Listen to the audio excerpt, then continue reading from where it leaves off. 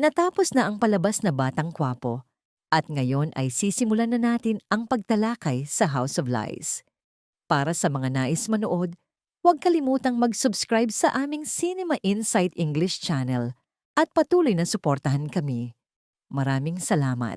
Ngayong gabi, isang sentrong punto ang nabunyag, isang bagay na maaaring baguhin ang buong pananaw sa katotohanan.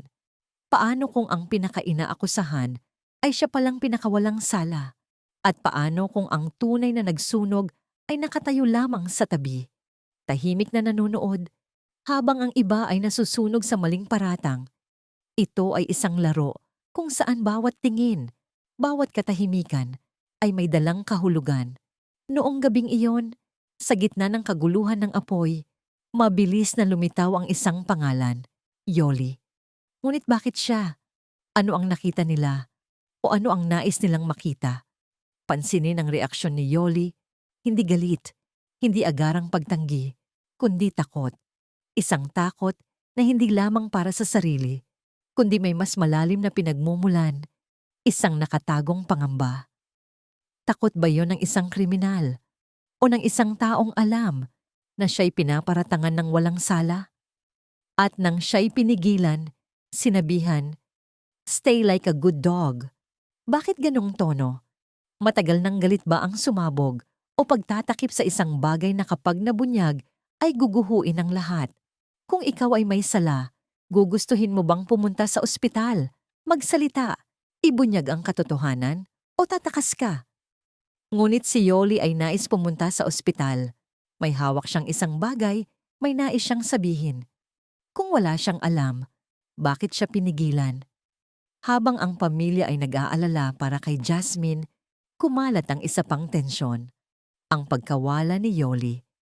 Walang sagot sa telepono. Tumataas ang mga tanong. Nasaan siya? May nangyari ba? O may pumigil sa kanya? At biglang, isang hoodie, isang simpleng itim na hoodie, ang naging sentro ng lahat. Natagpuan ito sa aparador ni Yoli. Ngunit sandali, hindi ba ito ang parehong hoodie na sinabi ni Marge na suot ng nagsunog? Napaka-perpekto, napaka-perpekto, para bang sinadya. Kaya't ang tanong, tunay bang may sala si Yoli o isa lamang siyang pangalang nahulog sa bitag? Kung masyadong perpekto ang ebidensya, mapagkakatiwalaan ba ito? O isa lamang panibagong panlilinlang? Isipin, mag-iiwan ba ang isang kriminal ng pinakamatinding ebidensya sa sariling aparador? Para bang may nais na makita si Yoli bilang may sala ng napakadali. Narito ang ikalawang twist. Mismong si Yoli ang nagsabi, may ibang naglagay nito roon. At ang kanyang tono ay hindi desperado, kundi matatag. Para bang alam niya kung paano nangyari o kung sino ang may kapangyarihang gawin iyon. Napansin mo ba ang kanyang mga mata? Hindi ito umiwas, kundi naghahanap ng isang taong handang umunawa. Ngunit walang naniwala, o marahil walang nais maniwala. At nang siya'y inaresto, binasa ang kanyang karapatan. Hindi ito tila hustisya, kundi isang palabas. Isang script na matagal nang nakasulat, na si Yoli ang ginawang kontrabida. Ngunit sino ang direktor? Sino ang sumulat ng eksenang ito? Ang pinakamatinding bahagi, mismong si Marge ay nag-alinlangan.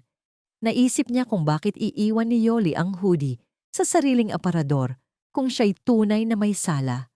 Isang simpleng tanong, ngunit sapat upang simulan ang pagbubunyag ng buong kwento. Sapagkat minsan ang katotohanan ay hindi sumisigaw, ito'y bumubulong sa mga handang makinig. Ngayon, isipin, kung si Yoli ay pinaparatangan lamang, kaninong motibo ito? Sino ang may access sa kanyang aparador? Kaninong galit o takot ang napakalakas na sinunog ang isang bahay at ibinato ang sisi sa iba? At bakit minamadali ang lahat patungo sa isang konklusyon? Narito ang tunay na apoy, hindi sa mga liyab na tumupok sa bahay, kundi sa mga nakatagong kamay na humuhubog sa kwento. At narito ang pinakamalaking twist. Paano kung ang apoy ay hindi lamang aksidente o paghihiganti, kundi bahagi ng mas malaking plano?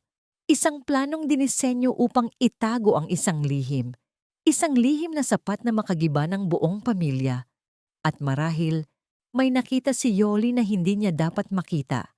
Kaya siya'y pinatahimik, kaya siya'y pinili, kaya siya'y isinakripisyo. Ngayong gabi, isang mas mabigat na tanong ang lumilitaw. Kung bawat ebidensya ay inihanda, kung bawat hakbang ay kontrolado, kung bawat salita ay may tinatago, sino nga ba ang tunay na nagsunog ng bahay? Ngunit bakit kailangang masunog ang bahay? Ano ang nais nilang burahin? At nang si Yoli ay kinuha, napansin mo ba ang katahimikan? Hindi iyon karaniwang katahimikan. Isa itong katahimikan na nagkukubli ng isang bagay. Para bang may mga matang hindi nakikita, nagmamasid, naghihintay ng susunod na galaw. At sa gitna ng kaguluhan, isang detalye ang lumitaw. Si Jasmine. Kakaiba ang kanyang katahimikan. Bakit? Siya ang dapat na pinakanayanig. O baka may alam siya na hindi niya masabi. Pag-isipan, habang nakatutok ang lahat kay Yoli, sino ang tunay na nakikinabang? Sino ang nakaliligtas sa investigasyon ng hindi nadadamay? At bakit may ilan na tila panatag? Tiyak na walang daliring tuturo sa kanila? Napansin mo ba ang reaksyon ni Marge nang makita ang hoodie? Siya ang unang kumilala rito, ngunit gaano siya katiyak? At bakit walang alinlangan sa kanyang mga mata? Sa kanyang ang ganoong katiyakan ay bihirang mula sa alaala, madalas mula sa kaalaman, o mas nakakatakot mula sa isang plano. Kaya marahil ang hoodie ay hindi lamang ebidensya, kundi isang mensahe. Maaaring babala o bitag na inihanda para may mahulog. At nang ang mga mata ni Marge ay lumipat mula sa galit patungo sa pagkalito at mula sa pagkalito patungo sa takot, naging malinaw. Minsan mas nakakatakot kaysa kasinungalingan ang posibilidad na ang katotohanan mismo ay mas madilim. Narito ang isa pang pagliko.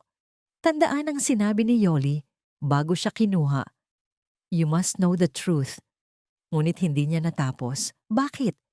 Dahil ba sa kakulangan ng pagkakataon o dahil may isang taong ayaw na mabunyag ang katotohanan?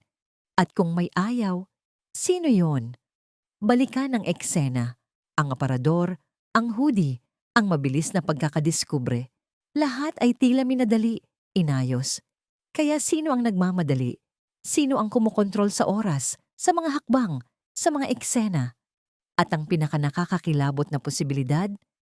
Paano kung ang pinakamalapit na miyembro ng pamilya ang siyang nagtatago ng pinakamadilim na lihim? Isang lihim na kayang gumuhon ng lahat. At ang apoy ay naging kasangkapan lamang upang burahin ang ebidensya. Kung si Yoli ay hindi ang tunay na target, kundi hadlang lamang, malinaw, may nais na alisin siya. Ngunit napansin mo ba ang pagkabalisa, ang pag-aalinlangan, ang pag-iwas sa ilang mga mata? Para bang may labang nagaganap sa loob, guilty conscience o takot na mabunyag.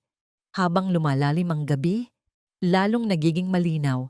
Hindi pa tapos ang kwento. Sapagkat ang tunay na nagsunog ay hindi nagiiwan ng lantad na ebidensya, kundi nagkakalat ng kalituhan upang lahat ay malugmok sa maling hinala. Kaya nananatiling tanong, kung walang sala si Yoli, sino ang naglagay ng hoodie sa kanyang aparador? Sino ang may access? Kaninong motibo ito? At sino ang may tapang na kontrolin ang buong pangyayari? Kung ang apoy ay hindi aksidente, kundi bahagi ng mas malaking plano, ano ang tunay na layunin? Pag-isipan, sino ang maaaring susunod na biktima? At handa ka bang tanggapin ang posibilidad na ang taong pinagkatiwalaan mo mula sa simula ay siya palang nagtatago ng pinakamadilim na lihim? Ibahagi ang iyong saloobin sa mga komento. Sino ang pinaghihinalaan mo? Bakit? At may napansin ka bang maliit na pahiwatig na hindi nakita ng iba? Salamat sa pagsama sa paglalakbay ng pagbubunyag ng misteryo. Tandaan, ang katotohanan ay hindi laging nais mabunyag. Kaya ang tanong, matutuklasan ba natin ito? O hahayaan na lamang manatiling nakatago magpakailanman? Maraming salamat sa panonood ng buong video. Para mapanood ang susunod na episode explanation, huwag kalimutang mag-subscribe Cinema Insight English Channel.